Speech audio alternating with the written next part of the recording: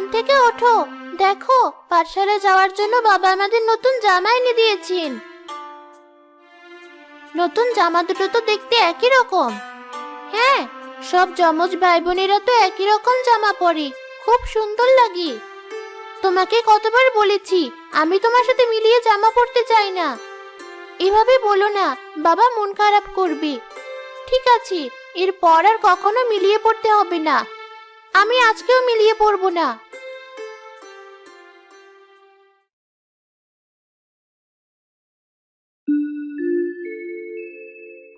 সাথী, homework করবে না? অঙ্কগুলো খুবই কঠিন, আমার হোমওয়ার্ক করতে ইচ্ছে করছে না। তুমি এসো, আমি তোমাকে সাহায্য করছি। অঙ্কগুলো অনেক কঠিন, আমার মনে হয় তুমিও পারবে না। এই অঙ্কগুলো স্যার ক্লাসে অনেকবার করিয়েছেন, আমি পারবো।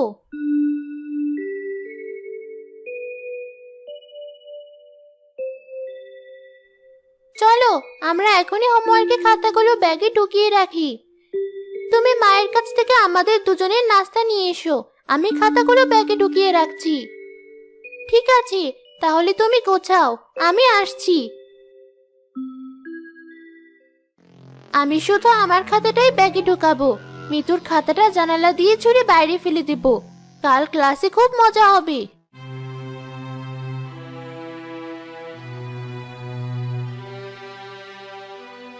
কি ব্যাপার মিতুমা, কাঁদছো কেন?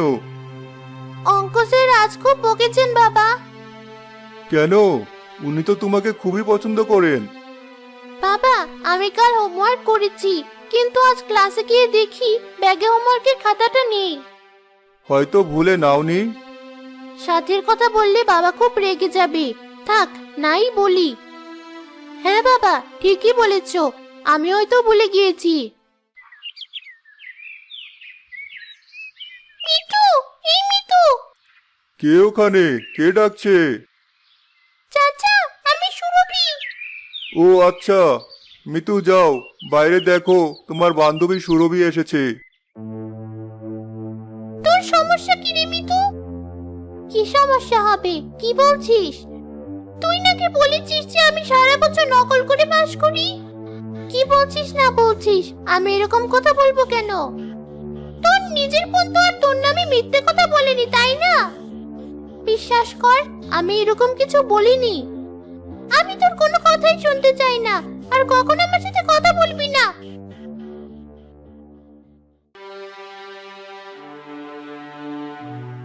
সাথী, তুমি নাকি সুরভিকে বলেছো যে আমি ওর নামে খারাপ কথা বলেছি। খারাপ কথা? কি খারাপ কথা? আমি তোমাকে কবে বললাম যে সুরভি নকল করে পরীক্ষায় পাশ করে?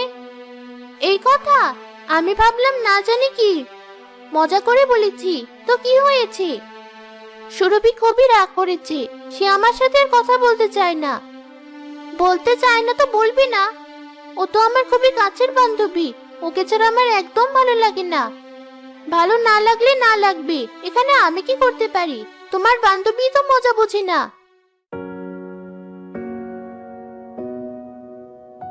মিতু, তোমাদের বাবার বন্ধুর ছেলের বিয়ে, এই নাও তোমাদের দুজনের জন্য 2 রঙের দুটো নতুন জামা। বাহ, লাল জামাটা তো খুবই সুন্দর। তোমার প্রিয় রং তো লাল, তাই তোমার কথা ভেবে লাল জামাটা কেনা, আর সাথীর প্রিয় নীল। ঠিক বলেছ, আমার নীল রং পছন্দ, কিন্তু আমি লাল জামাটাই নিব। কিন্তু তুমি তো লাল জামা কখনোই পরতে চাও না, তাই এটা মিতুর কথা ভেবে আনলাম। অত শত বুঝি না মা, আমি লাল জামাটাই পরবো। কিন্তু মিতু তো লাল জামাটা পছন্দ করলো। লাল জামা না পেলে আমি অনুষ্ঠানে যাব না। আচ্ছা ঠিক আছে মা, বাদ দাও। সাথী, তুমি লাল জামাটাই পরো, আমার কোনো আপত্তি নেই। তোমার আপত্তি থাকলেও আমার কিছু করার নেই।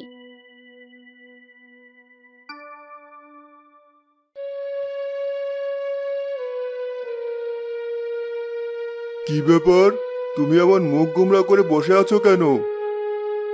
মিতু আর সাথীকে নিয়ে আমার খুব চিন্তা হয়। ওদেরকে নিয়ে আবার কি চিন্তা? মিতু আর সাথী কিন্তু কখনোই মিলেমিশে থাকতে পারে না। মিলেমিশে থাকতে পারে না কথাটা ঠিক না, বরং বলো সবসময় সাথী মিতুর সাথে খারাপ ব্যবহার করে, সবকিছুতে সাথী মিতুকে ছোট করতে চায়। ঠিক বলেছ। মিতুর মন খারাপ হবে কি না তা নিয়ে কখনোই সাথী মাথা ঘামায় না। অথচ মিতুকে দেখো, সবসময় নিজের আগে বোনের চিন্তা। কি করা যায় বলো তো? এত ভেবো না, ওরা তো এখনো ছোট মানুষ। সময় যাক, সব ঠিক হয়ে যাবে।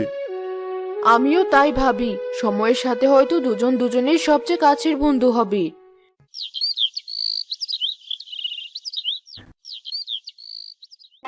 মিতু, কাল জলদি কলেজ থেকে বাসায় ফিরবে। কেন মা? দরকার আছে। আর সাথী, তুমি কাল কলেজ যেও না, আমাকে ঘরের কাজে সাহায্য করবে। কি কাজ? কাল মিতুকে পাত্রপক্ষ দেখতে আসবে। তাই নাকি? তা দুজনের জন্য দুই পাত্র রেখেছো নাকি? মিতু তোমার চেয়ে 1 মিনিটের বড়, তাই সেই সিরিয়াল ধরেই এগোচ্ছি। হা হা হা হা। হাসির কিছু নেই মা, ভালো করেছো। তোমার মেয়েটাকে বিদায় করো, আমি একটু আরামে কয়টা দিন নিজের ঘরে থাকতে চাই। মা, আমাকে তো আগে কিছু বলনি। হঠাৎ করেই তোমার এক চাচা প্রস্তাব এনেছেন। ছেলে ভালো চাকরি করে আর পরিবারের লোকজনও শিক্ষিত। দেখো মা, তোমরা যা ভালো মনে করো। হ্যাঁ, তোমরা ভালো মনে করে যা করবে সেটাই ওর জন্য উত্তম। নয়তো তোমার মেয়ে যা বিরক্তিকর, কে থাকবে ওর সাথে? এভাবে কথা বলছো কেন সাথী?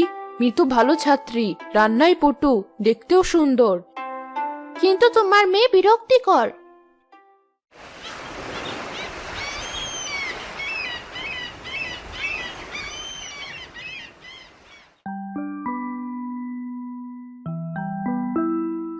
আমার নাম রুবেল। আমার পরিবার দূরের এক গ্রামে থাকে, তাই আগে ওনাদেরকে ডেকে কষ্ট দিলাম না। ভালো করেছো। জি, যদি দুজনের দুজনকে ভালো লাগে, এরপর বাবা মাকে এখানে আনার ব্যবস্থা করব। তখন আপনারা কথা বলে নিতে পারবেন। ঠিক আছে, সমস্যা নেই, তুমি এখানে বসো। মা সাথী, একটু শরবত নিয়ে এসো তো।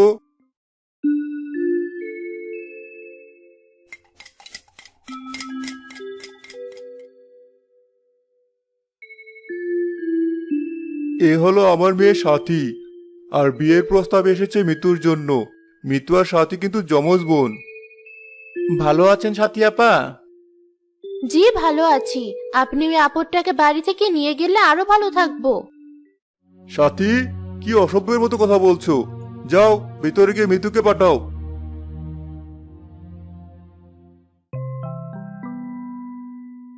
দেখতে একই রকম হলেও মিতুর মুখে একটা স্নিগ্ধ ভাব আছে, কিন্তু সাথীর পোশাক থেকে শুরু করে চুল তাকানো সবই কেমন রুক্ষ।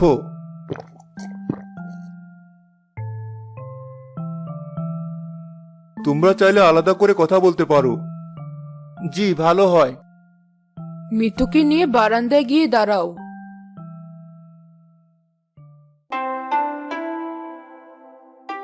আপনি খুবই সুন্দরী এবং আপনার মুখে খুবই মায়া। ধন্যবাদ। আমি আপনার সাথে আরো কিছু বিষয় নিয়ে কথা বলতে চাই। অবশ্যই, বলুন। শরবতটা খারাপ খেতে বললে মিতু মন খারাপ করতে পারে। আমি বিয়ের পর চাকরি করতে চাই। তাছাড়া আমার এরপর আরো পড়াশোনা করার ইচ্ছে আছে। কখনো সম্ভব হলে বিদেশেও পড়তে চাই। বাহ, সে তো খুবই ভালো কথা। শুনেছি আপনি ভালো ছাত্রী। আপনার তো এত স্বপ্ন থাকাটাই স্বাভাবিক। জি, তাই আমি চাই যিনি আমাকে বিয়ে করবেন তার জন্য এসবে আপত্তি না থাকে। না, কোনো আপত্তি নেই। আপনার মেধা আছে, আপনার মেধা কাজে লাগিয়ে আপনি এগিয়ে যাবেন।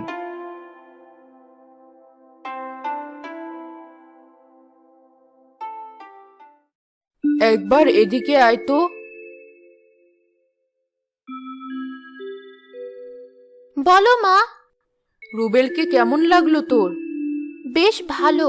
সবচেয়ে বড় কথা, আমার চাকরি নিয়ে বা বিদেশ পড়তে যাওয়া নিয়ে তার কোনো আপত্তি নেই। বাহ, এমন ছেলে পাওয়া কঠিন। তাছাড়া ছেলে ভালো চাকরি করে আর পরিবারের অবস্থাও ভালো। আমি বুঝতে পারলাম না, সবকিছু যদি এতই ভালো হয়ে থাকে তাহলে তোমার এই মেয়েকে কেন বিয়ে করতে চাচ্ছে? এভাবে কথা বলবে না সাথী। তোমার বোনের বিয়ে হয়ে গেলে তখন সে দূরে চলে যাবে। এই সময় এভাবে কেন কথা বলছো? আমি তো চাই সে দূরে যাক। কেমন আছেন আপনারা? এই তো ভালো। তুমি কেমন আছো? জি, আমিও ভালো আছি। আমি জানতে এলাম আপনাদের আমাকে কেমন লেগেছে। তোমাকে আমাদের বেশ ভালো লেগেছে বাবা। সবচেয়ে জরুরি এটা জানা যে মিতুর আমাকে কেমন লেগেছে। সত্যি বলতে ওকে আমার চমৎকার লেগেছে। আমি আমার বাবা মাকে খবর দিতে চাই। সে তো খুশির সংবাদ। আমাদের মিতুও তোমাকে খুব পছন্দ করেছে। খুবই ভালো কথা। আমি কি একটু মিতুর সাথে দেখা করতে পারি? হ্যাঁ পারো, তুমি বসো, আমি মিতুকে ডেকে দিচ্ছি।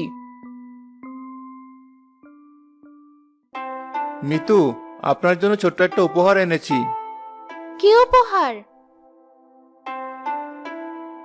আপনার চুল খুবই সুন্দর।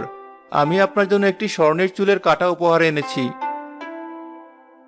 কেন শুধু শুধু আমার জন্য তো দামি উপহার আনতে গেলেন? কারণ আপনিও একজন দামি মানুষ। আপনার কি কোনো আক্কেল বুদ্ধি নেই? এমন একটা বিরক্তিকর মেয়েকে কেউ এত টাকা খরচ করে স্বর্ণের কাটা উপহার দেয়? আমার মৃত্যুকে মোটেও বিরক্তিকর লাগেনি, বরং মনে হয়েছে শান্ত ও দয়ালু মানুষ। আর আপনাকে আমার মনে হয়েছে বোকা মানুষ। সাথী, তুমি এ ধরনের অপ্রয়োজনীয় কথা বলা বন্ধ করো। নিজের বোনের জন্য খুশি হতে শেখো। আমাকে মাফ করবেন, আমি বিয়ে করতে পারবো না। কি বলছো? হ্যাঁ, এরকম বিরক্তকর মেয়েকে আমার পক্ষে বিয়ে করা সম্ভব না। নিশ্চয় সাথী তোমার মাথায় এসব কথা ঢুকিয়েছে। আমার মেয়ে মিতু মোটেও বিরক্তকর নয়। কে আমার মাথায় কি ঢুকিয়েছে সেটা জরুরি না, তবে আমার সামনে বসে থাকা এই মেয়েকে আমি বিয়ে করব না। বিয়ের আসরে বসে এসব কি বলছো বাবা? যা বলছি ঠিকই বলছি। আর আপনারা আমার সাথে আসুন জলদি করে। মৃত্যুকে খুঁজে বের করতে হবে। মিতুকে খুঁজে বের করতে হবে মানে?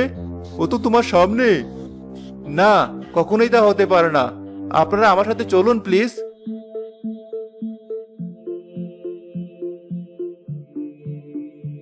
আমি জানতাম মিতু বিপদে আছে।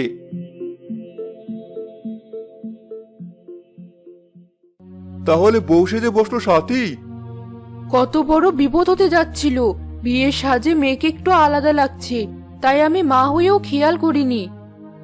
মা, মিতুর সাথে আমার কথা হয়েছিল যে আমার দেওয়া স্বর্ণের কাঁটা দিয়ে চুল সাজিয়ে সে বিয়ের পিঁড়িতে বসবে।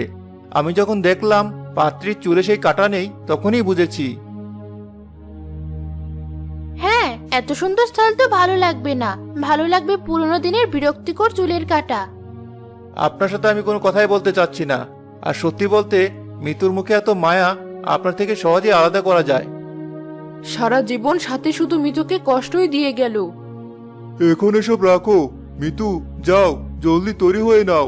মেহমানরা অপেক্ষা করছেন। তোমার মেয়ে সাথীকে শাস্তি দিতে হবে, নয়তো বাকিটার জীবন ও আমার বড় মেয়েকে জ্বালাবে। ওকে আমি ত্যায্য সন্তান করব। না বাবা, ওকে এবারের মতো মাফ করে দাও। ও ঠিক হয়ে যাবে। সারা জীবনের মতো আজও আমাকে সাহায্য করার চেষ্টা করছো। কি করব? তুমি তো আমার বোন।